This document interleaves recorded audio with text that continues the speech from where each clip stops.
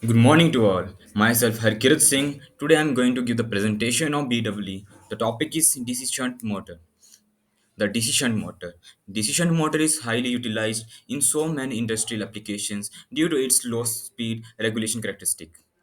Constant speed operation is irrespective of acting mechanical load make it highly useful in the lathes, vacuum cleaners, pressure blowers, etc. Also useful in the variable speed operation. So the construction of decision motor. The stator. Generally, the outer stationary part is stator consists of frame or yoke inside which the pole shoe are bolted, projecting inwards.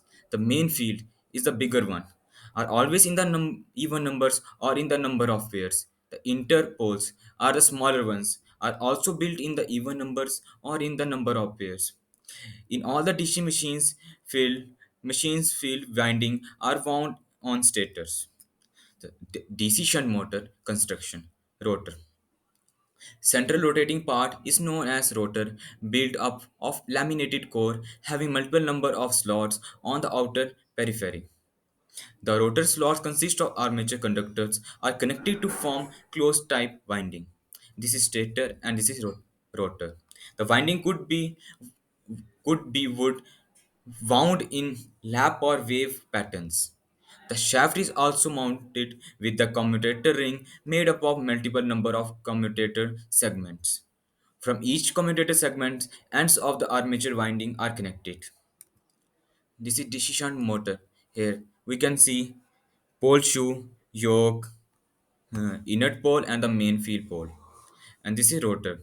The armature winding, armature or rotor core, this is commutator, this is shaft. So next is the construction of decision motor. The rotor is placed inside the stator separated by the small air gap and free to rotate. Rotor is supported by the end cover on the both side of the motor frame by the help of bearings. Brushes feed direct electric current into the armature winding pressing on commutator segment. Number of brushes are always equal to the number of main poles. Here. Four carbon brushes are in this case of four-pole shunt motor. Brushes are placed in inert polar region. So the working of decision motor. It works on the principle of Lorentz law, which states that the current carrying conductor placed in the magnetic field experience a force. Fields are produced by the main field poles and always in alternate pattern. Winding of all the main poles are connected in series. In such a way, only two terminals remains. Field lines emerges radially inwards and converges in the south poles placed next to every north pole. Field windings are made up of so many turns of fine copper or aluminum wires. So, simple representation of field winding here we can see.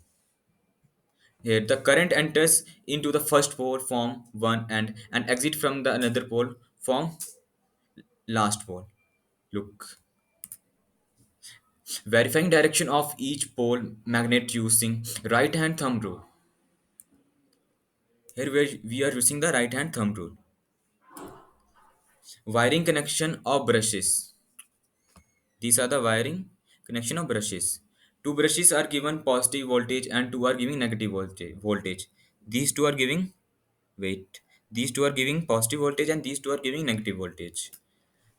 When DC current is fed into the commutator using brushes, the current flows through the armature or rotor winding in such a way that the coil slides. Conductors under the influence of north pole of stator carry current in one direction, represented by dot in the diagram. Here we can see the dot. The current flows in the coil side. Under the influence of south pole carries current in the opposite direction, represented by the cross in the diagram. So this is the cross. So working. Verifying the direction of force on the conductors of left hand side of rotor. So we are going to apply the Fleming left hand rule. Here the index finger gives the direction of field, the middle finger gives the direction of current and the thumb gives the direction of force. Here like this. Verifying the direction of force on the conductors to top side of rotor, applying the Fleming left hand rule. Same, the middle finger direction of wheel, the middle finger direction of current, and the thumb gives the direction of force like this.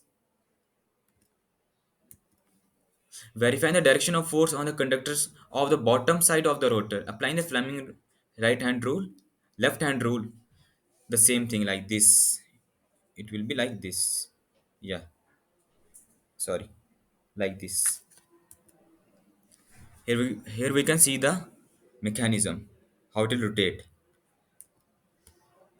After the verifying direction of force of all the conductors, it could be concluded that the rotor is getting torque in clockwise direction, like this. These are the pictures, diagrams of decision motor. The armature, this is shunt excited DC motor. You can see these are the diagrams. Here's a graph between speed torque characteristics of decision motor. The speed of in RMP and torque in so decision motor applications. It is used in lathes, vacuum cleaners, pressure blowers, constant head centrifugal pumps, compressors, fan, wood working machines such as circular saw, wood planners, laundry washing machines, and milling machines. Thank you.